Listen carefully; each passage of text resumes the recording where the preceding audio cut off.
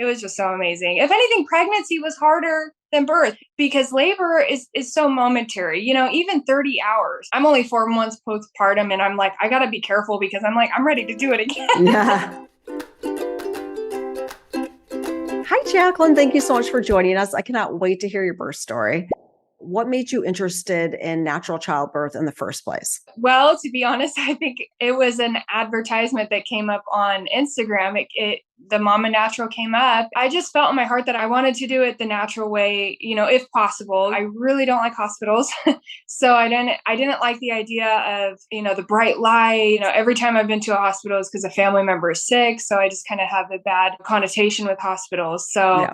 I just wanted a peaceful environment. I wanted the freedom to walk around and to birth and to labor in different positions. And I didn't want to be, I know hospitals are changing more now, but I just didn't want to be constricted to back. And thankfully, I was at a birthing center because I birthed on a birthing stool. So not on my back. That was the most painful position for me was on my back. So Mhm. Did you have fears walking into your birth? I did. Yeah, I think it's the normal how the movies portray it, and so many women, they don't do the research and they don't prepare. Even when I mentioned a few times to some women at my church that I was preparing to go unmedicated, they were like, "You're crazy, you're not going to do it." Even just the other day I talked to another lady and she was like, "You're insane," and a lot of it was mental. The main thing was overcoming the fears. And that was what myself and my husband just loved so much about the Mama Natural program. And then even the Mama Natural Facebook page was that you could read all the stories. And I read a story on Facebook every day. And Mhm. not all of them went as planned, but even reading those, I felt like I became more knowledgeable and it helped remove those fears that it's okay. So many other women do first time unmedicated and you can Yeah. do it. Yeah, definitely. Yeah, I think birth has been so locked away that just sharing and hearing stories and testimonies and all the different types of births, because, all birth is natural, but in terms of just having the fewest interventions, the most freedom of movement, having helpers, but not, interveners. So it is so nice just to read these stories and know, oh my gosh, this is possible.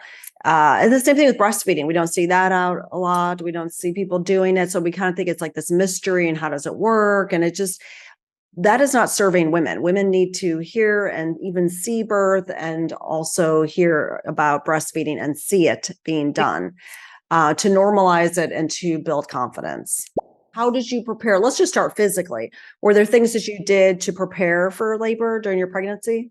To be honest, I wasn't that physically active. It was so cold. I was living in Utah at the time and it was so cold. It was during the winter. And when it wasn't that cold, I would go out walking a lot and I'd go to the mall and walk because it was just too cold outside. But I wasn't as physically active as I kind of wish I was, but I did Fit for Baby. That's like a workout thing that you can do, and so I went to that. Mostly I really tried to eat good. My midwifery birthing center, they told me, just stay up on the protein. You need 80 grams of protein a day and you need a gallon of water a day. For me, it was like if I hit those two things and I just ate clean, just got a lot of protein and a lot of vegetables and good food, I felt like I was doing good, if I Yes, but absolutely. I was like, I was a little lax on the exercise. It is hard. I mean, I remember living in Chicago. It's like, oh my gosh, it's freezing. It's like negative windshield. It is harder to get out there.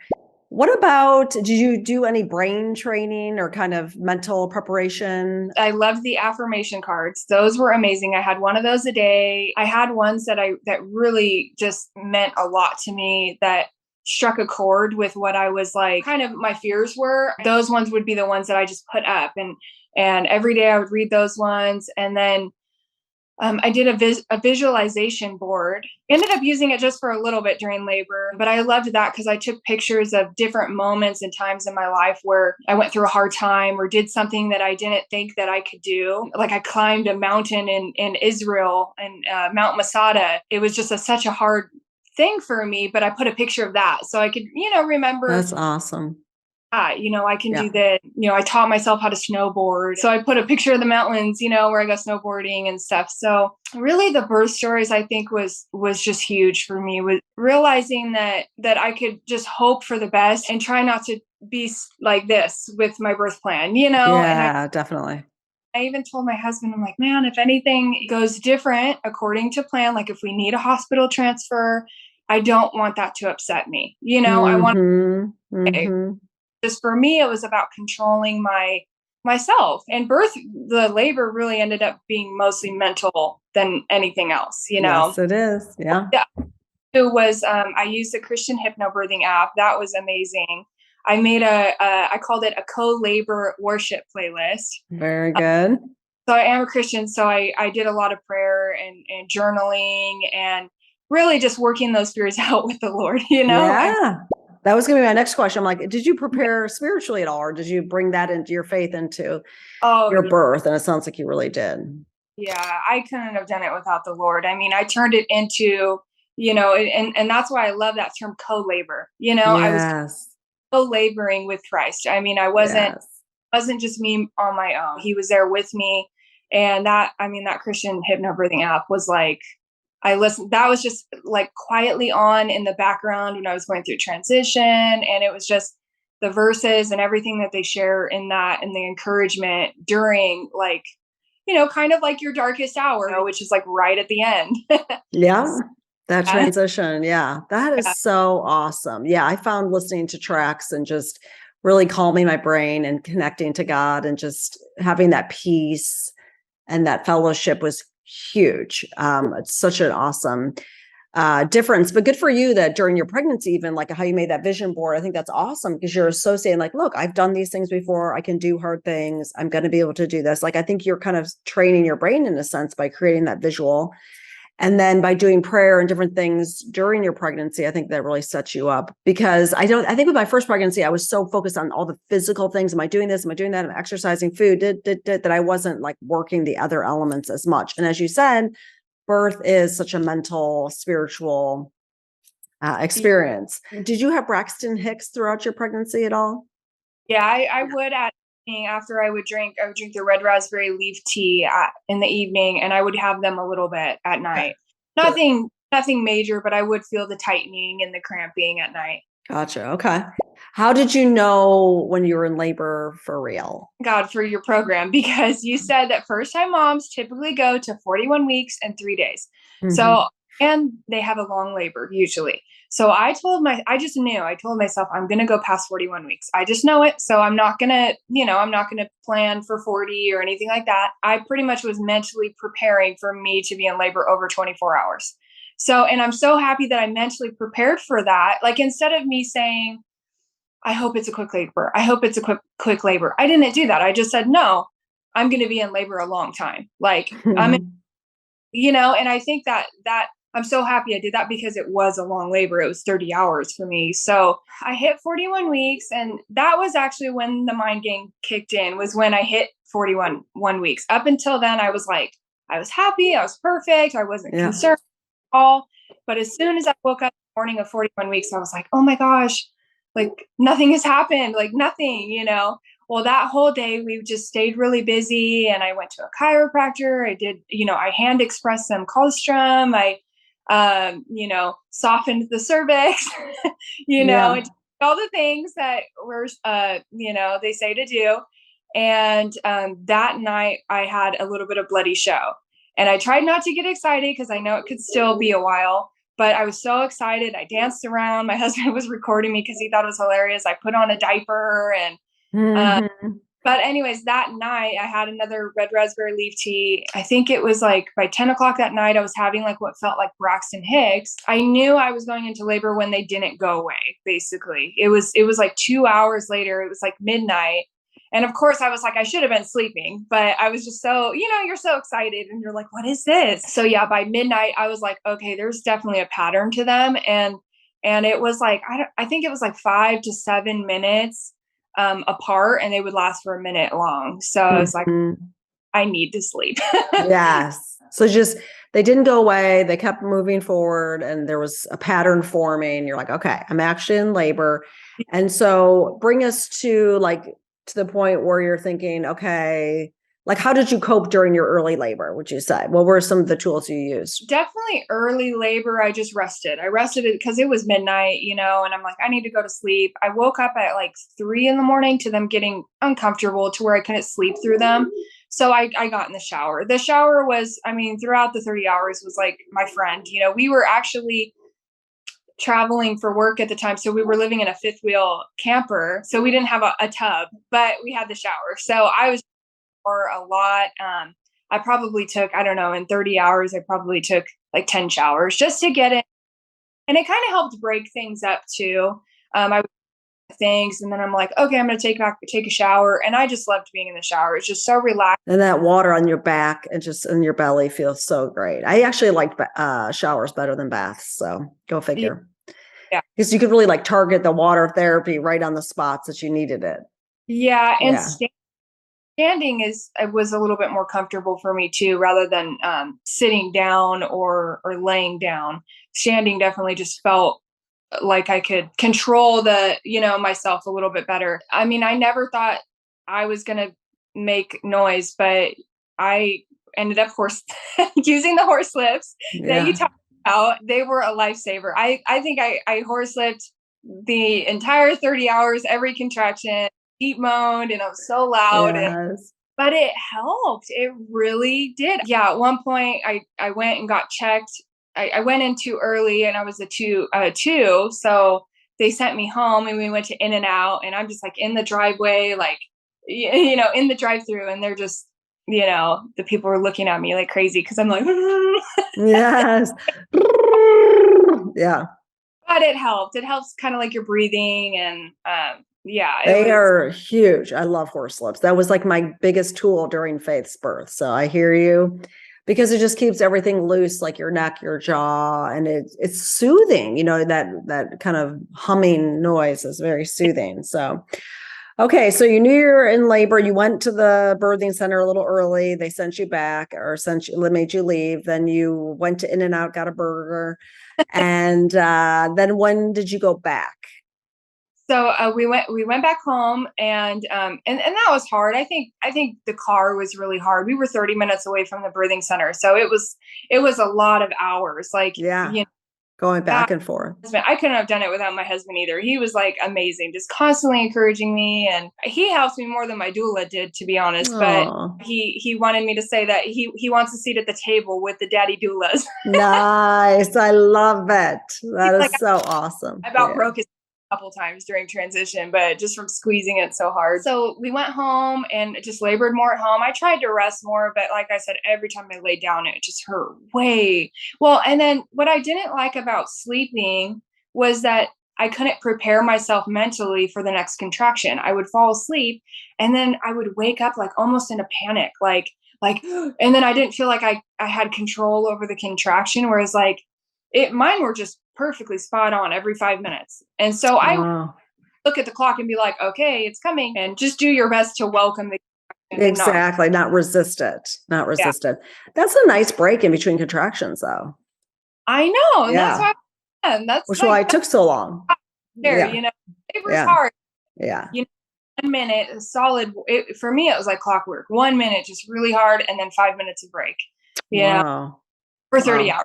Until when you really do get that longer break right before transition, you know. Mm-hmm. Yeah, dads are amazing. Michael, I think he held together my back every single contraction for when I was with my first birth because I had such bad back labor. I don't know how he did it. I would have been like, I don't know, just the amount of strength. And then of course he was my midwife with my last birth. So he, our partners can be incredible.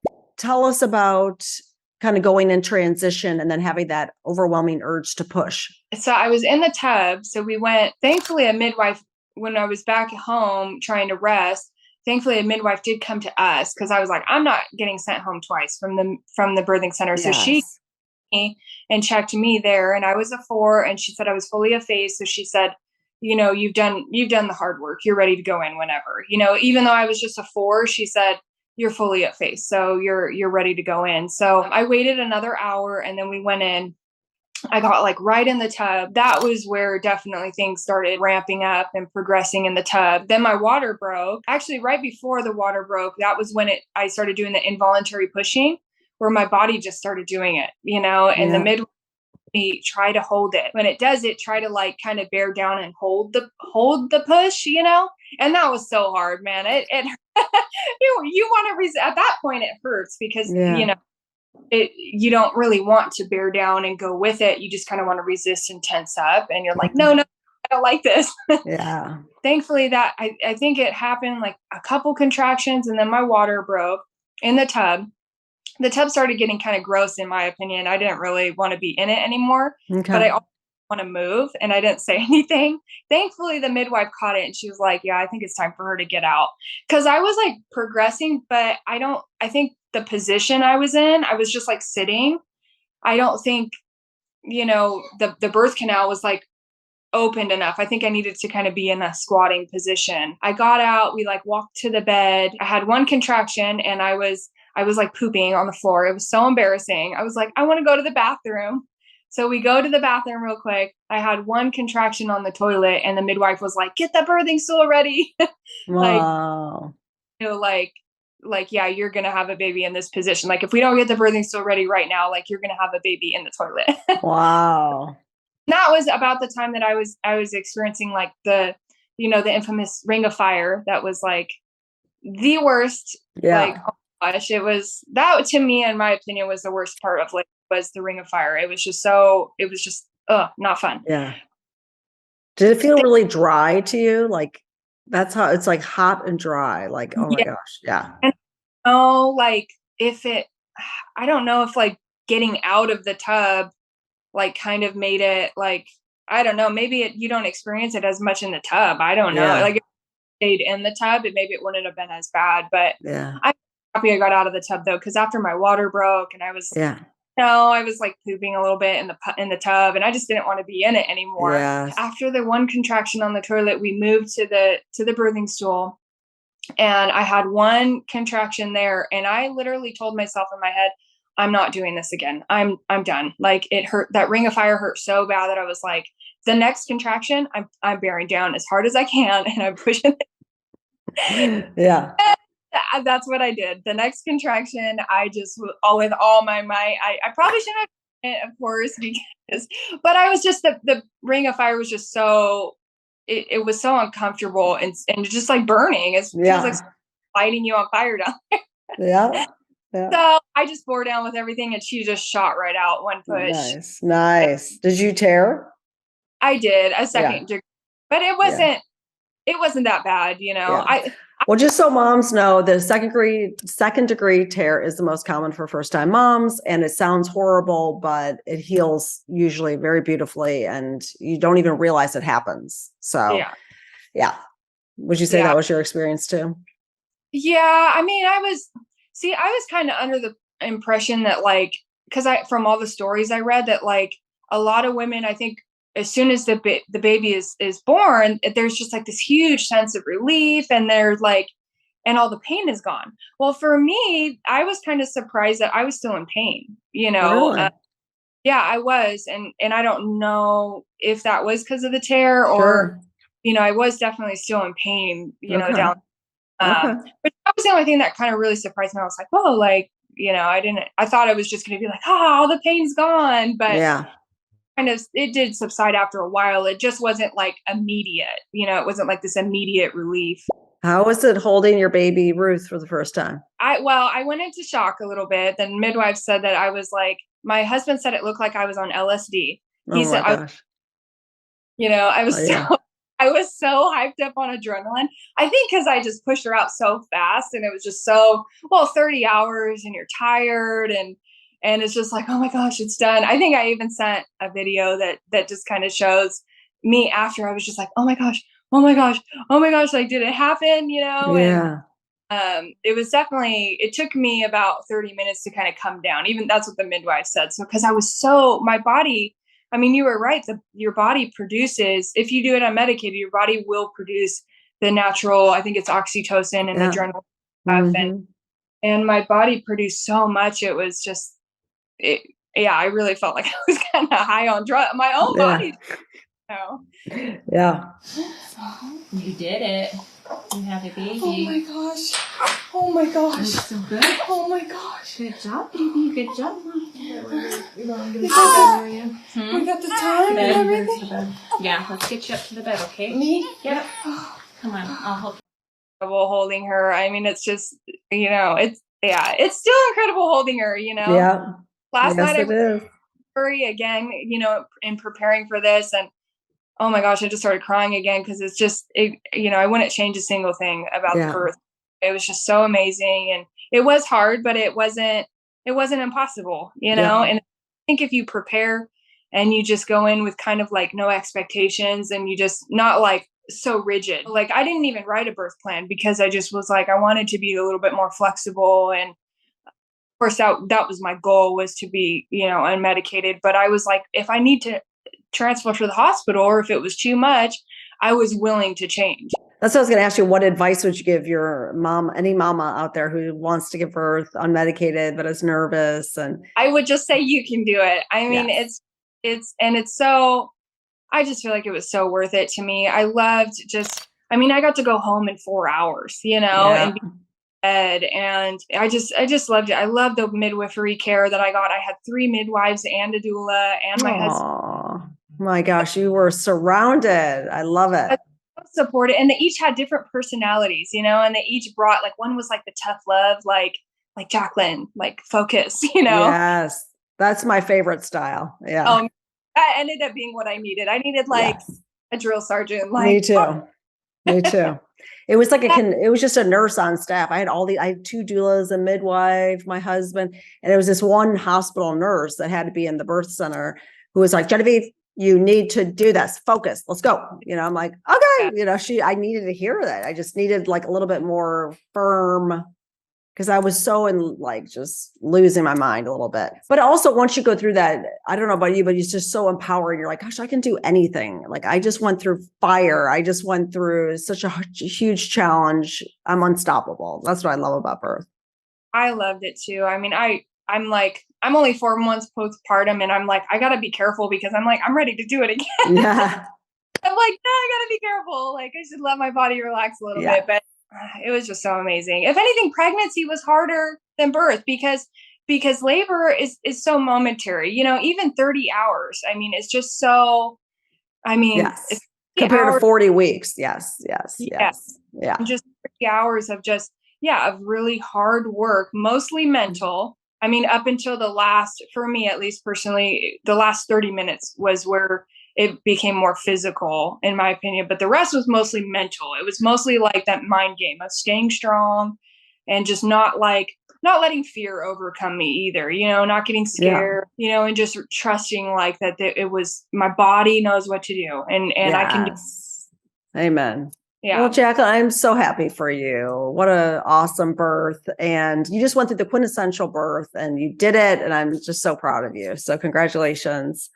And just thank you so much for sharing your story today. I think this is going to help so many moms just realize that they are stronger than they realize, and they can do it. Yes. And thank you so much for your program. It was, it was affirmation cards, and it was amazing. I loved it. So. Oh, good. Awesome. I love what I do. Yeah. All right. Well, take good care. Hug little baby Ruth for me. I will. Okay. I know. I see you rocking her. I love it. You're multitasking mama. I can show her real quick. Sure. Here. Yeah. Oh my gosh. What a beautiful baby. Oh, she is a beauty. Thank you. She looks very happy too. Very content. She is. She's such a good. Aww. All right. Well, all right. Take care, sweetie. All right. Okay. See ya. Bye-bye. Thanks so much for watching this video. Be sure to subscribe to my channel and ring that bell. Also, head on over to mamanatural.com/updates and sign up for my free pregnancy week-by-week series. Each week, you'll see what's up with baby, what's up with mama, and learn how to have your best, most natural pregnancy. Finally, check out the Mama Natural Birth Course. You've been told that childbirth is scary and something completely out of your control. But I'm here to tell you something different. You can rock your childbirth. And midwife Maura Winkler and I will teach you how. And join the thousands of women just like you who have joined my birth course and have had triumphant natural childbirths. Learn more at mamanaturalbirth.com.